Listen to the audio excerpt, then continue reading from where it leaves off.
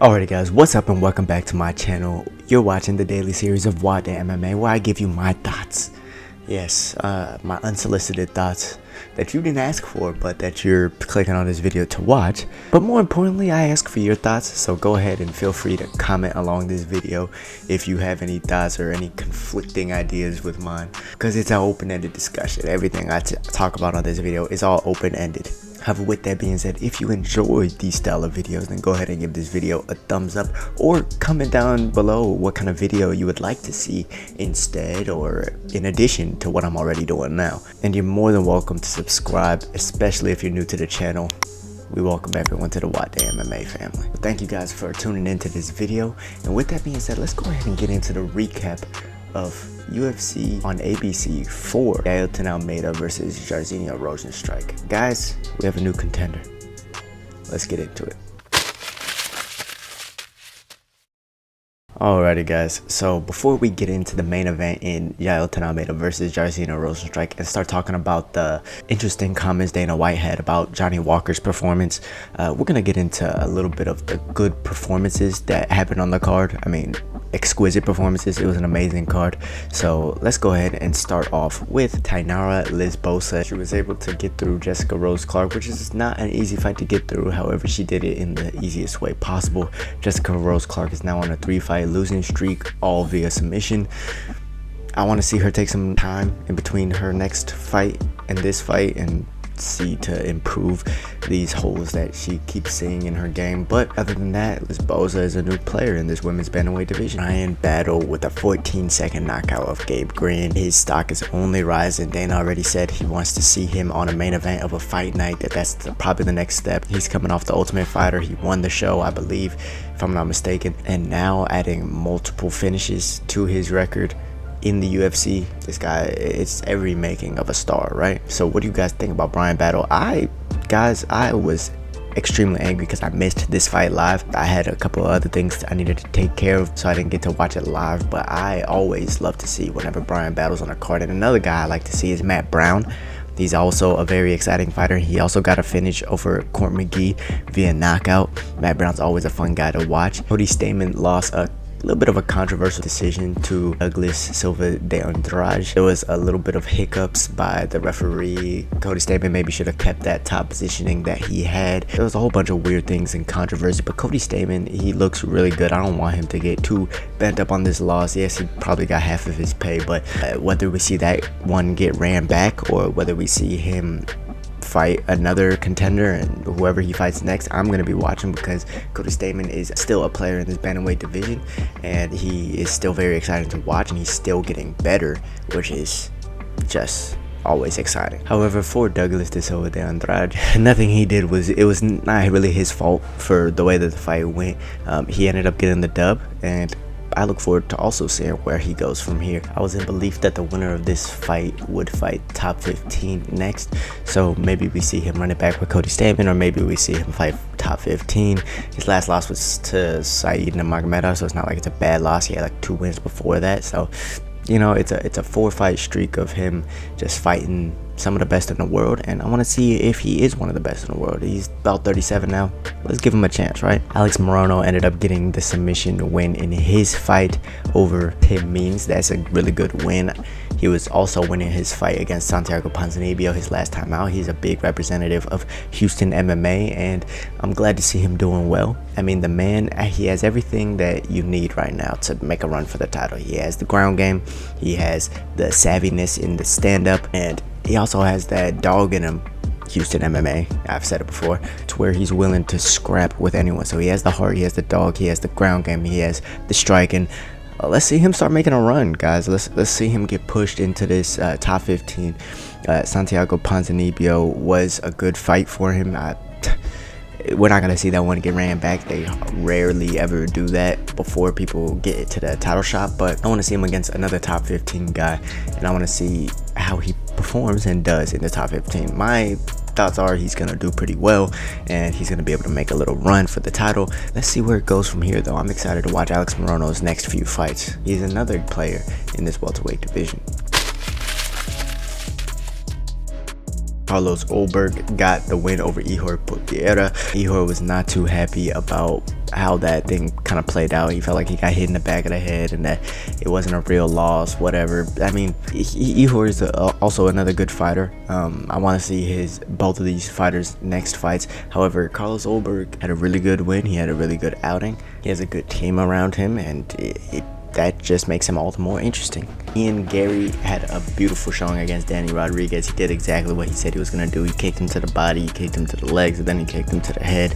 And yeah, that was all she wrote. I was wondering how he was going to do going into this top 15 or like top 20 fighting these kind of guys. And Garry's getting better with every fight. It looks like he's not letting the hype get to him. It looks like he's really improving every single fight. He looks more comfortable every single fight. He looks like he's really coming into his own. And this is another guy that we should really be on the lookout for in this welterweight division. He's a striker. He's not a Hamza. He's not a Shafkat. He is seemingly of their caliber and of their potential, but he's on the flip side. He's striking with everyone instead of trying to take people down and mixing in the clinch. And we got a little bit of everything in the new breed of the welterweight division. We have Shafkat with his kind of hybrid style in between clinches and knees and constant pressure. We have Hamzat, the maniacal wrestler, which he might be fighting Kamaru Usman next. I don't know if he's going up to middleweight and fighting Paulo, or if he's coming down and fighting Usman. I don't know how that's gonna play out. That's a very interesting one. If y'all want me to talk more about that, I can do that. Just leave a comment down below and I'll get right to that. But this is all just to say that the new player Garry in the UFC welterweight division, he's a problem, and that's gonna be an interesting one to look out for. And now we get to the co-main and the main event, Johnny Walker versus Anthony Smith. So Dana said that Johnny Walker kind of cruised to victory, and in a way, I can understand how he saw that, and he said he played it safe.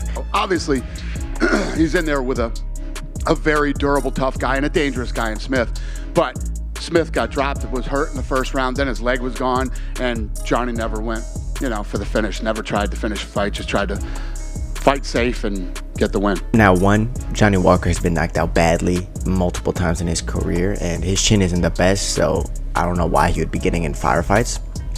Two, I think that Johnny Walker played that exactly how he should have. He had him hurt. Guys, think about what we just saw a couple weeks ago, right? Does this remind anyone of anything, right? Johnny Walker did exactly what Alex Pereira should have.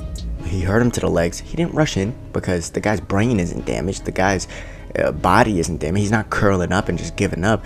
Anthony Smith was hurt, yeah. He was maybe immobilized, yeah. But we got to remember that this all happened in the third round. This all happened. He was limping and immobilized and kind of not really fighting back. But this was the third round. Anthony Smith, Lionheart, they gave him the nickname for a reason, can knock anyone out at any moment. So it's a matter of gauging that. He also said he wanted more octagon time, which this also goes into his experience now. He got that octagon time that he was wanting. He went the full 3 rounds and he looked good while doing it, and it just goes to show everyone how good Johnny Walker could really be. He's not just this knockout striker, the guy who throws flying knees and spinning elbows and shit that Dana would consider good striking, but he's also a guy who can technically break someone down. He has like a Thai style base to where he's constantly kicking the legs, and you could see that he shut down each and every part of Anthony Smith's body, which is key. You have to be able to do that in order to become champion one day, because that's what you're gonna have to do to all these different styles. You're gonna have to know how to shut them down. So I think that he played it perfectly. I think that he should be in consideration for a title shot. I don't think he's gonna get it. He should face like a Nikita Krylov or even like a Jan Blachowicz or someone like that. Maybe even a Magomed Ankalaev can be next. Yeah, who is he fighting next? Yeah, that's, I might have just did something.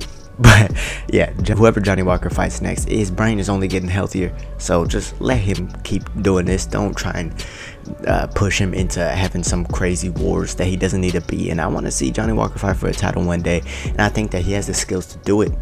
Is it too late in his career? Has he taken too much damage already?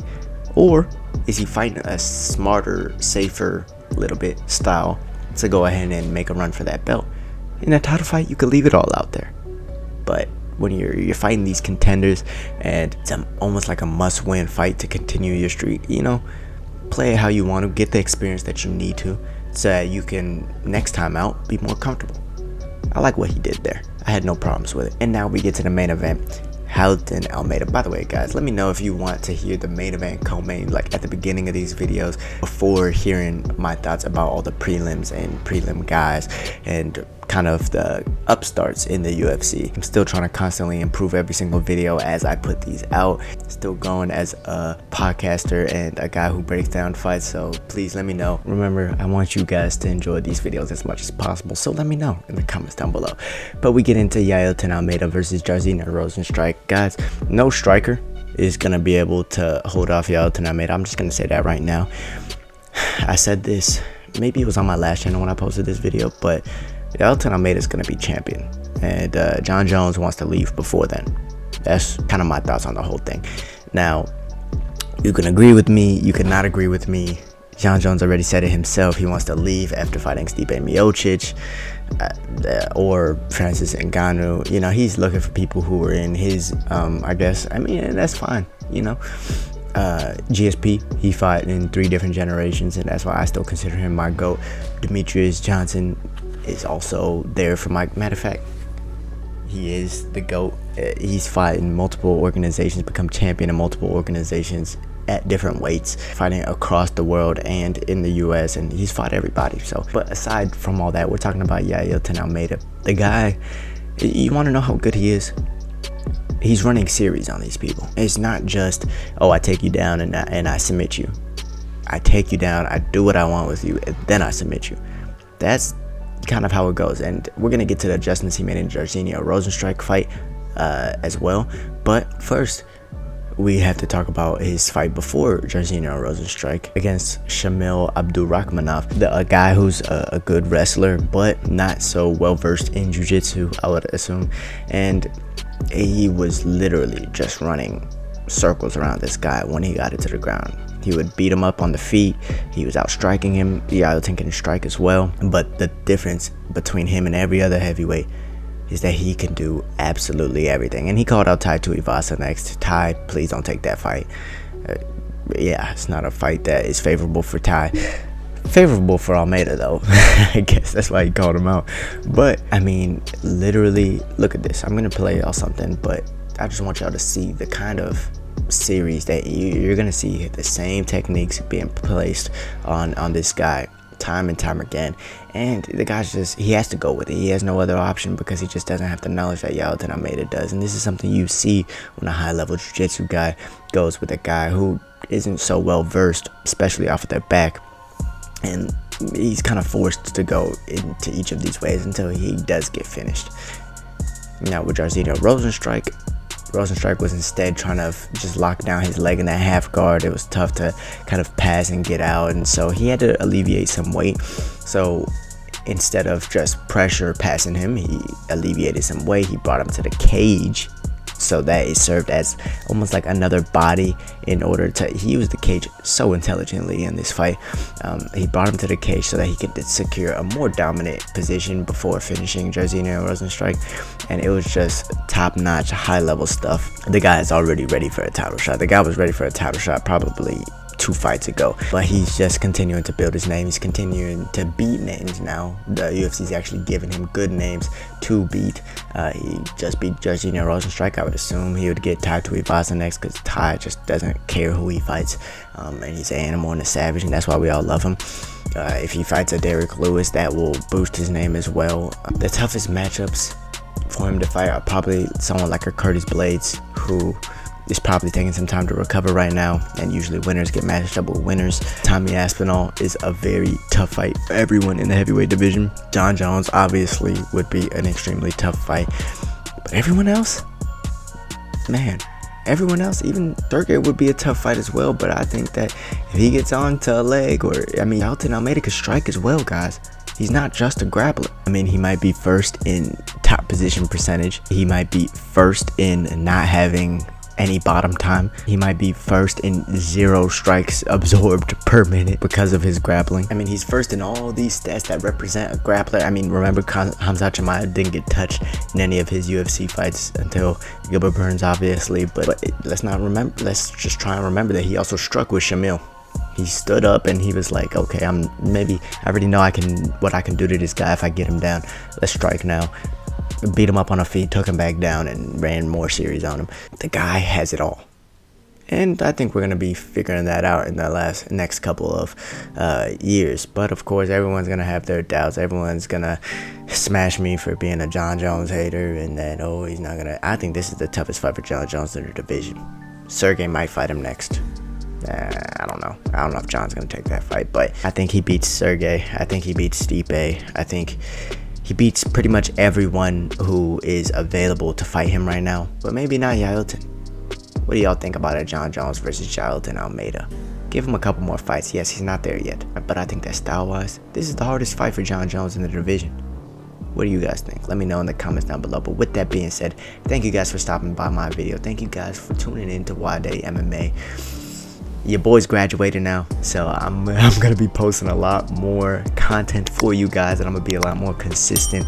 We're getting that schedule down. We're getting everything together. So thank you guys again for stopping by my video. And until next time, we'll see you again. Peace.